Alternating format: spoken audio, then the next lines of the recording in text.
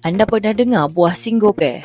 Macam pear biasa, tapi jangan terkejut, buah ni sebenarnya power gila, banyak khasiat. Pertama sekali, single pear ni baik untuk jantung. Kandungan seratnya bantu turunkan kolesterol jahat dan potasium pula bantu stabilkan tekanan darah. Pendek kata, bagus untuk yang nak jaga kesihatan dari dalam. Kalau anda tengah batuk berkahak, ni antara petua yang ramai tak tahu. Buah ni kaya dengan air, vitamin C dan K. Sebab tu tabib Cina pun suka guna untuk redakan batuk. Kahak pun boleh keluar lebih mudah. Dan yang best, selamat untuk kanak-kanak bawah 2 tahun sebab risiko alergi dia rendah. Untuk yang ada diabetes, single pear ni pun boleh bantu kawal paras gula dalam darah. Serat dia tinggi, jadi penyerapan gula dalam badan jadi perlahan. Tak adalah gula naik mendadak. Dan kalau rasa buang air tak lawas, buah ni pun boleh bantu lancarkan pencernaan. Serat tinggi, say bye-bye tu sembelit. Ibu hamil pun elok amalkan tahu sebab single pear ni ada folic acid. Penting untuk tumbesaran bayi dan pembentukan DNA. Nak cuba cara tradisi redakan batuk? Boleh buat minuman single pear steam dengan madu dan halia. Steam sampai kulit dia merekah dan minum airnya yang manis semula jadi tu. Memang lega dan sedap. Jadi lain kali kalau nampak buah single pear ni di pasar, jangan pandang sebelah mata ya. Kecil tapi banyak manfaat.